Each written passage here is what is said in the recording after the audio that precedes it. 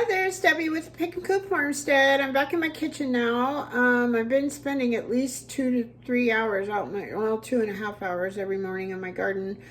So I'm back in the house now. I've got that done. Chickens are done. And then my little reminder on my phone came up that I need to strain my Mullein tincture. So this has been sitting in my dark cupboard since March 23rd. I like to do at least 2 months on my tinctures. This is simply dried mullein, crushed up, at least 1/2 to 2/3 full of mullein.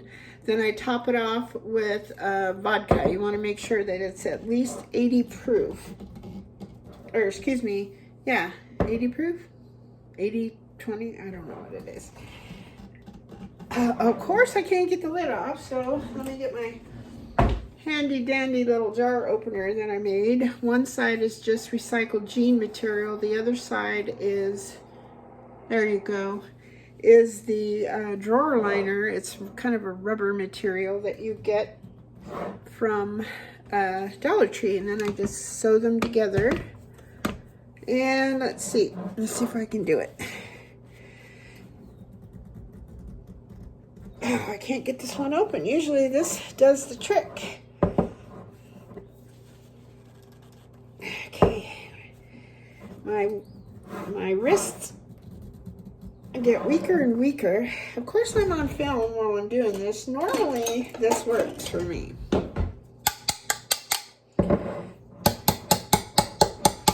That doesn't work when I do this kind of thing. All right, here we go again. My hands just don't. Oh, shoot. Okay. We're going to get out the big guns. Where's my little... Oh, I have a little whatchamacallit. A thingamajig and a whatchamacallit. Let me try. Aha, here it is.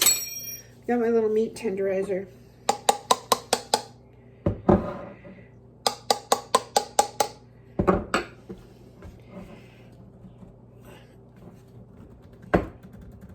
Well, heavens to Murgatroyd, hold on.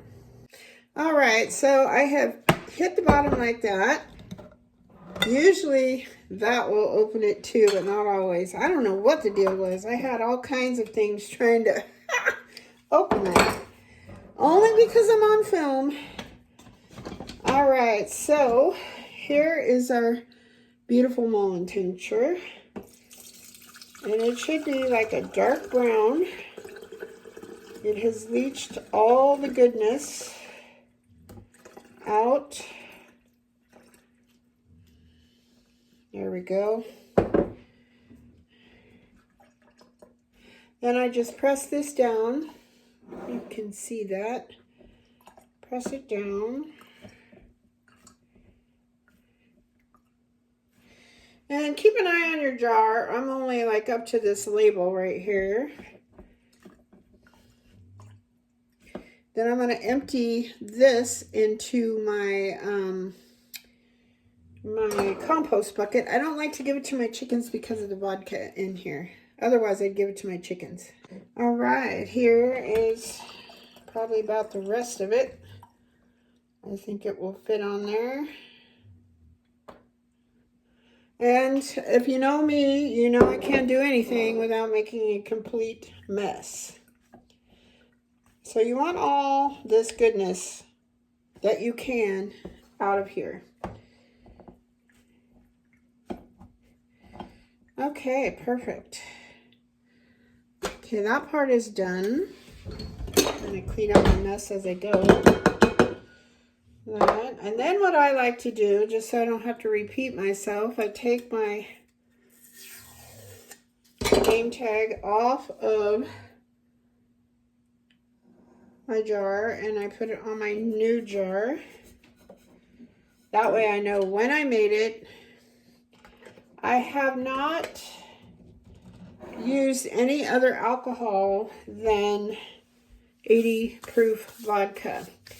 Otherwise, I would add what type of alcohol that I put on there. The only kind of other alcohol that I use is when I make my vanilla It's essence, whatever you want to call it. And I have been using spiced rum. I just use the Kirkland brand. It's a lot cheaper than Captain Morgan. I would love to use like the Kraken, which is a much better quality, but it gets expensive between the vanilla beans and the spiced rum. So Kirkland has been working just fine. I used to use vodka, but it leaches the vanilla into your alcohol much faster with the, I think they say brandy works as well. You could use bourbon, but I just use the, Kirkland brand spiced rum. Okay, well, that's all I have for you today. So here you go. That's easy as 1, 2, 3. You have to remember to invert it every once in a while. Boom, boom. And I go through quite a bit of this, especially in the, I've been using it for allergies too. It works great. It's a good upper respiratory if you're wondering what Mullein tincture is good for. It's good for upper respiratory. It's good for sinus. It's kind of like, works like Mucinex. It has a lot of other properties, but this is what I use it for. I give it to Johnny because Johnny has respiratory problems, my dog.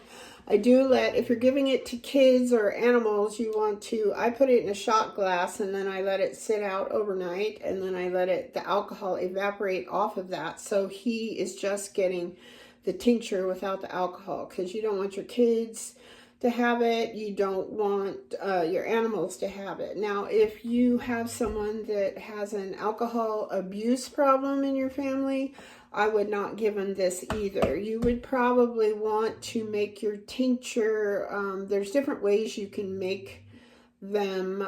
They're called different things. They're not really called tinctures, but you can use glycerin. That's a good one for kids too because it's sweeter. It just doesn't last as long. And then you can also use like apple cider vinegar. So if you have those kinds of things going on in your house, that's the alternative. So lots of information on the internet about it though. But anywho, that's all I have for you. I hope the sun is shining where you are.